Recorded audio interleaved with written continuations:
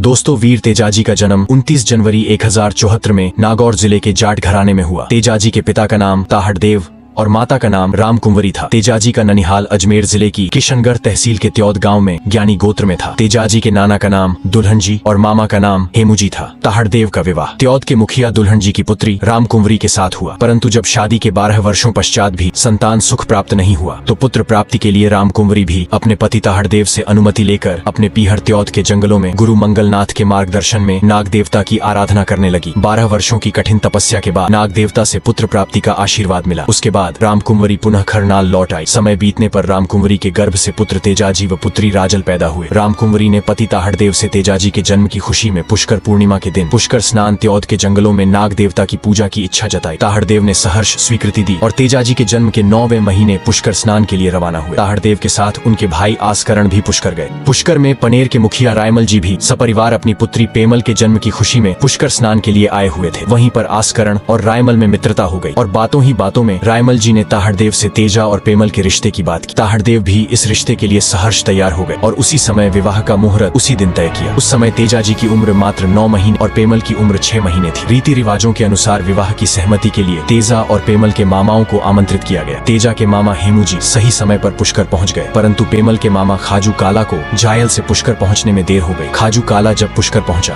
तेजा और पेमल के फेरे हो चुके थे और जब खाजू काला को पता चला कि उसकी भांजी का विवाह ताहड़देव के पुत्र तेजा के साथ संपन्न हुआ है, वह आग बबूला हो उठा। जायल के काला जाटों और धौलिया जाटों के मध्य पुरानी दुश्मनी थी। क्रोधित खाजू काला ने अपशब्दों का प्रयोग किया और तलवार निकाल ली। लड़ाई में खाजू काला मारा गया। तेजाजी की सासू बोदल दे अपने भाई की मौत से काफी नाराज हुई और मन ही मन अपने भाई की मौत का बदला लेने और बेटी पेमल को अपने भाई के हत्यारों के घर न भेजने का प्रण लिया। समय बीतता गया और बक्सा जी ने वृद्धावस्था को देखते हुए खरनाल का मुखिया पद पुत्र ताहड़देव को दे दिया। प्रतिदिन की तरह एक बार जब तेजाजी शिवलिंग पर जल चढ़ाकर आ रहे थे, रास्ते में ठाकुर जी के मंदिर के बाहर भीड़ लगी देखी। नजदीक जाने पर पता चला कि पांचू मेघवाल नाम के बच्चे ने भूख के मारे ठाकुर जी के मंदिर में प्रवेश कर प्रसाद में से एक लड्डू उठा लिया था। इस बात से नाराज पुजारी उसकी पिटाई कर रहा था। तेजाजी ने पुजारी के लात घूसों से पांचू को बचाया और सीने से लगा लिया। पंडित जी ने गुस्से से बताया कि यह नीची जाति का लड़का है और इसने ठाकुर जी के मंदिर में प्रवेश करने और प्रसाद चोरी करने का अपराध किया है। तेजाजी ने पुजारी को समझाया कि छोटी जाति की सबरी भीलनी के झूठे बेर भी तो आपके ठाकुर जी ने स्वयं खाए थे। तेजाजी ने बताया कि ठाकुर जी का निवास प्रत्येक प्राणी में है, बालक तो वैसे ही परमात्मा का स्वरूप होता है। उस दिन के पश्चात पांचू मेघवाल तेजाजी के सानिध्य में रहा। उसके बाद ताहड़देव का मित्र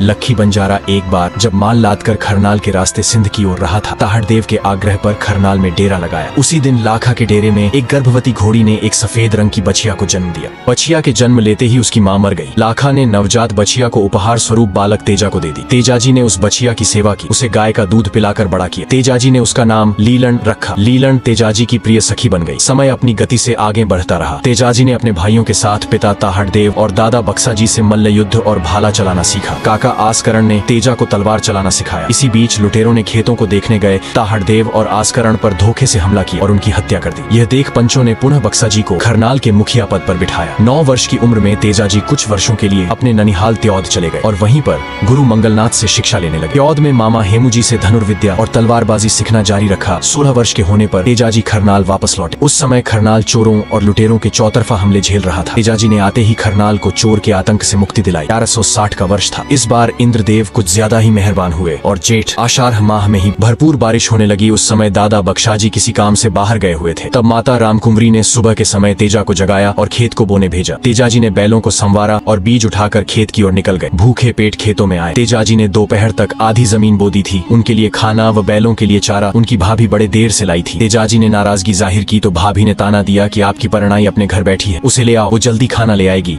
यह ताना तेजाजी के घाव कर गया। तेजाजी ने बैलों को चरने के लिए खुले छोड़ दिए और लीलन पर सवार होकर घर आ गए। माता रामकुंवरी से अपने विवाह के बारे में जानकारी पूछी तो पता चला कि पेमल के मामा की मौत के कारण यह बात दोनों परिवारों ने किसी को बताई नहीं थी और इसी घटना का बदला लेने के लिए पेमल की मां बोदलदे अपने भाई बालियाना और धर्म भाई कालिया मीणा लुटेरों से सहयोग मांगा था। कालिया बालिया ने मिलकर षड्यंत्र कर ताहड़देव और आस्करण की हत्या कर दी थी। बोदलदे पेमल की शादी कहीं और करने की सोच तेजाजी को शादी की जानकारी प्राप्त हो चुकी थी। अब तेजाजी पेमल को लाने की तैयारी करने लगे। माता रामकुमारी ने पनेर जाने से पहले बहन राजल को घर लाने का आदेश दिया ताकि भाभी पेमल का स्वागत करने के लिए तैयार रहे। जाटों में सदैव यह परंपरा रही है कि बहू पहली बार घर आए तो ननद उसका स्वागत करे। तेजाजी ने माता का आदेश मानते हुए बहन राजल, जो कि अजमेर के पास तबीजी गांव में जोगाजी सियाग के घर परनाई हुई थी, उसे लेने पहुंचे और अगले दिन राजल को लेकर घर आए। उसी दिन माता रामकुंवरी ने पंडित से तेजाजी के ससुराल पनेर प्रस्थान के लिए शुभ मुहूर्त जानना चाहा। पंडित ने अपने पोथी पन्नों में देखा और निराशा से कहा कि अभी पनेर जाने का मुहूर्त नहीं है। तेजाजी ने कहा कि मैं तीज से पहले पनेरा जाऊंगा, मैं मुहूर्त नहीं मानता। शेर जब जंगल में निकलता है तो वह किसी से मुहूर्त पूछकर नहीं निकलता। तेजाजी ने लीलन घोड़ी पर सवार होकर पनेर के लिए अकेले ही निकल पड़े। रास्ते में बरसात होने लगी। तेजाजी नदी नाले लांघते हुए रात्रि में खरनाल पहुंचे। रात्रि विश्राम के लिए एक माली के बाग में रुके। लीलन ने रात में पूरे बाग को उजाड़ दिया। सुबह के समय बाग के माली ने यह बात गांव वालों को बताई। जब यह बात फैलते फैलते पेमल के पास पहुंची तब पेमल ने जानकारी लेने के लिए भाभी को बाग में भेजा। तेजाजी ने जब अपना परिचय दिया, पेमल की भाभी उन्हें पहचान गई और घर पधारने का निमंत्रण दिया। इधर जब सास बोदलदे को तेजाजी के पनेर आने की सूचना मिली तो काफी क्रोधित हुई। पेमल को जब भाभी से पता चला कि बाग में आया परदेशी उसका पति परमेश्वर है तो उससे रहा नहीं गया और वह अपनी सहेली लाछा गुर्जरी के साथ पानी लेने का बहाना बनाकर बाग की ओर गई। शाम के समय जब तेजाजी बाग से निकलकर रायमल जी के घर की ओर जा रहे थे तब पेमल तेजाजी से मिली। उसके बाद जब लीलन पर सवार तेजाजी ने रायमल जी के घर में प्रवेश किया तब लीलन के घुंघरू की आवाज से गायें डर गईं। पहले से क्रोधित सास बोदलदे ने ताना मारा और कहा, काला नाग खाए उसको जिसने मेरी गायें को डरा दी। सासू बोदलदे के इन बोलों से तेजाजी नाराज हुए और लीलन की पीठ थपथपाई और बोले, जिन कदमों आई हो लीलन उन्हीं कदमों वापस लौट चलो। नुग्रो लोगों की धरती पर हम नहीं रहेंगे। लीलन वापस मुड़कर रायमल जी के घर से बाहर निकल गई। यह सब घटनाक्रम छत पर खड़ी पेमल और लाछा ने देखा तो दौड़कर नीचे आई। लाछा दौड़कर तेजाजी के पीछे गई और उन्हें रोका। तेजाजी ने वापस रायमल जी के घर लौटने से मना कर दिया। तब लाछा गुर्जरी ने तेजाजी को अपने घर में रोका। पेमल ने अपनी माँ को काफी बुरा भला कहा और पिता रायमल जी को जब इसका पता चला तो वो लाछा के घर तेजाजी को मनाने पहुंचे। तेजाजी ने वहीं रुकने का फैसला किया। तेजाजी के लाछा के घर रुकने से बोदलदे की योजना असफल रही और बोदलदे लाछा से क्रोधित हो गई। बोदलदे ने तत्काल अपने धर्म भाई कालिया मीणा से संपर्क किया और लाछा की सभी गायों को छोड़ने को कहा। कालिया मीणा इसके लिए खुशी खुशी तैयार हो गया। बोदलदे ने कालिया मीणा को आश्वस्त किया कि उसे रोकने के लिए पनेर से कोई नहीं आएगा। आज तो मौसम भी चोरों के लिए मुनासिब था। बरसात हो रही थी और रह रहकर बिजलियां चमक रही थी। कालिया मीणा ने रात्रि में लाछा की गायें चुरा ली, परंतु आज तेजाजी लाछा के घर में सो रहे थे, इसीलिए लाछा और उसका पति नंदू भी गायों के बाड़े में बनी झोपड़ी में सो रहे थे। गायों के घेरने की आवाज से वे जाग गए। नंदू ने जब प्रतिरोध किया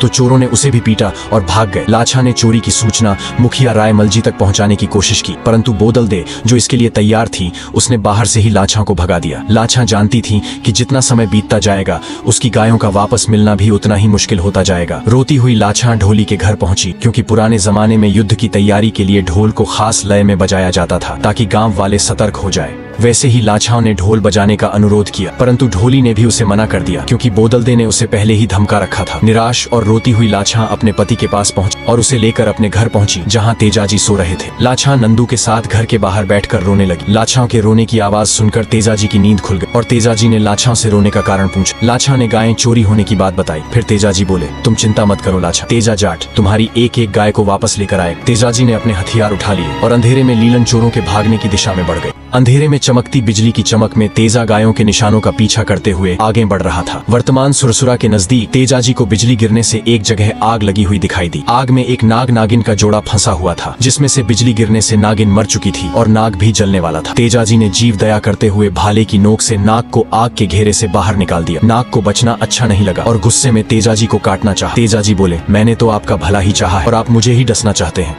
नागराज बोला, तुमने मुझे बचाकर बहुत बड़ा अन्याय किया है। अभी मैं आग में मर जाता तो सीधा बेकुंठ जाता। अब मैं बिना मेरी नागिन के सैकड़ों वर्षों तक जमीन पर पड़ा रहूंगा। मैं तुम्हें डसकर अपना बदला जरूर लूंगा। तेजाजी ने कहा, अभी तो मैं लाछा को दिए वचनों का पालन करने चोरों के पीछे जा रहा हूँ। मैं चांद, सूरज और इस खेजड़े के वृक्ष को साक्षी मानकर वचन देता हूँ कि मैं वापस जरूर आऊंगा। तेजाजी के वचन देने पर नाग ने रास्ता छोड़ दिया। तेजाजी लीलन पर बैठकर चोरों के पीछे चल दिए। चलते चलते सवेरा हो गया। फिर तेजाजी को दिखाई दिया कि मंडावरिया की पहाड़ियों के नजदीक कालिया मीणा ने डेरा डाल रखा है। तेजाजी ने कालिया मीणा को ललकारा और गायों को छोड़ने का प्रस्ताव रखा। तेजाजी को अकेले देख कालिया चौर के साथी वहां आ गए और 250 के करीब साथियों ने तेजाजी पर हमला कर दिया। विश्व के इतिहास में इससे भयंकर युद्ध नहीं हुआ। एक तरफ 250 चोर, दूसरी तरफ तेजाजी जाट। तेजाजी का भाला चमका और देखते ही देखते मीणाओं की तादाद कम होने लगी। कालिया मीणा अपने गिरोह का नाश होते देख एक बछड़ा लेकर भाग गया और मंडावरिया की पहाड़ियों में छुप गया। चोरों के भागते ही तेजाजी ने लाछा की गायें संभाली और वापस पनेर की राह पकड़ ली। सवेरा होते होते तेजाजी लाछा की गायों को लेकर वापस पनेर पहुंच गए। लाछा अपनी गायों को देख खुश नहीं हुई क्योंकि एक बछड़ा गायों के साथ वापस नहीं लौटा। यह देख तेजाजी और गुस्सा हो गए और लीलन लीलन पर सवार होकर बछड़े को लेने चल दिए। इधर कालिया चोर तेजाजी के गायें लेकर जाने के बाद मंडावरिया की पहाड़ियों से निकला और 100 के करीब जो जीवित बचे साथी थे उनके साथ नरवर की पहाड़ियों की ओर बढ़ गया, जहाँ उसका पुराना मित्र बालिया काला था। तेजाजी जब मंडावरिया की पहाड़ियों के नजदीक पहुँचे, वहाँ मारे गए चोरों की लाशों के सिवा कोई नहीं था। तेजाजी ने बछड़े की तलाश की और जब नहीं मिला तो गीली जमीन पर चोरों के जाने की दिशा में बढ़ गए। कालिया चोर और बालिया चोर दोनों नरवर की पहाड़ियों के नजदीक मिले और एक दूसरे का हाल जाना। कालिया ने जब बालिया काला से सहायता मांगी तो उसने मदद करने की हाँ भरी। जब कालिया को पता चला कि तेजाजी उसे ढूंढते हुए इस तरफ आ रहे हैं, कालिया चोर तेजाजी के पराक्रम से वाकिफ था। उसने आमने सामने की लड़ाई के बजाय